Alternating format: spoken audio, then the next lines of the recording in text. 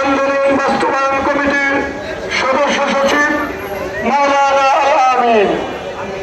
জাতীয় প্রেস ক্লাবের সামনে কোন দলের নেতৃত্ব থাকতে পারে না, একমাত্র স্বতন্ত্র পদের মাথার শিক্ষকরা এই জাতীয় প্রেস ক্লাবের সামনে নিজেদের অধিকার আদায় করার লক্ষ্যে, রাজনীতি থেকে স্বীকৃতি পাওয়ার লক্ষ্যে, টমেটো ভাত সুন্দরভাবে খাওয়ার লক্ষ্যে এই জাতীয় প্রেস ক্লাবের সামনে আসছে। এই অসহায় শিক্ষকরা, এই অসহায় শিক্ষকদের ভিতরে এমন শিক্ষক আছে যে শিক্ষকের আজকে বিকেল বেলা সূর্য অস্তমিত হলে কালকে তার চাকরি মেয়াদ থাকবে না।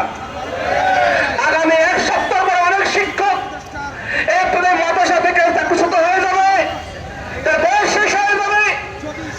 মাননীয় শিক্ষা উপদেষ্টার কাছে বলতে চাই, আপনি আমাদের শিক্ষাঙ্গনে আমাদের অভিভাবক, কিন্তু অভিভাবক হয় আমি বলতে চাই স্বতন্ত্র পদে মাদ্রাসার ফাইলটাকে আপনার চোখে পড়েনি?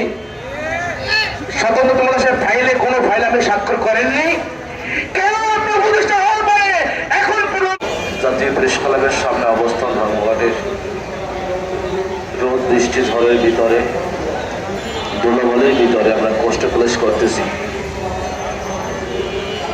সম্মানিত মিডিয়ার বাইরে, প্রশাসনের বাইরে, গোয়েন্দার বাইরে, এনএসআই বাইরে, ডিজিএফআই ভাইরা, ডিএসবি ভাইরা, আপনারা আপনাদের প্রচেষ্টা করছেন।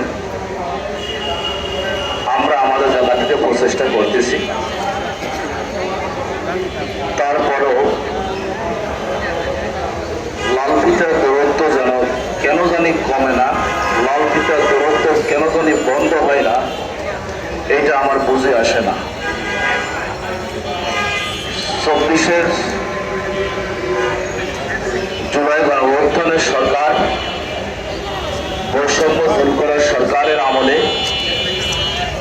এখনো আমলারা মন্ত্রণালয় বসে, উপদেষ্টার কার্যালয়ে বসে, প্রধান উপদেষ্টার কার্যালয়ে বসে বৈষম্য সৃষ্টি করে রাখার জন্য যুদ্ধের পায়তা লাগাচ্ছে। কি জন্য মানুষদেরকেও কষ্ট দিচ্ছে আমার বুঝে আসে না।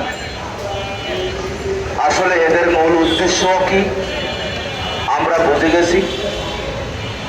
এই লাল ফিতার দূরত্বকে বন্ধ করার জন্য, লাল ফিতার দূরত্বকে নিক্ষেপ করার জন্য বাংলার আপামর জনতা যেভাবে ঐক্যবদ্ধভাবে সংগ্রাম করে ফ্যাসিস্টকে দূর করেছিল, আর একবার ইবতেদায়ী মাদ্রাসাকে মুক্ত করার জন্য আমরা সকল সংগঠন ঐক্যবদ্ধ হয়েছি।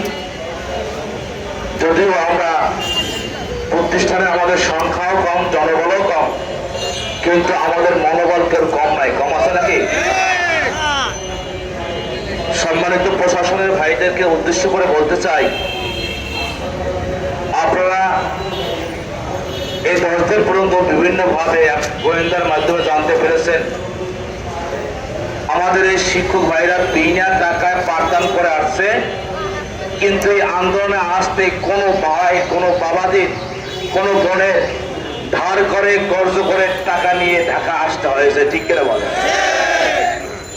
এবং ঢাকা এখানে এসে আবার বাড়ির কথা চিন্তা করতেছে, আরে আমি ঢাকা চলে আসলাম, আমি বাড়িতে থাকলে পাশাপাশি কৃষিকাজ করে অন্য একটা কাজ করে আমি কিছু অর্থ সঞ্চয় করে আমার পরিবারের বাজারে খরচ যোগান করতাম, কিন্তু আমার সেটাও কি হয়ে গেল, বন্ধ হয়ে গেল।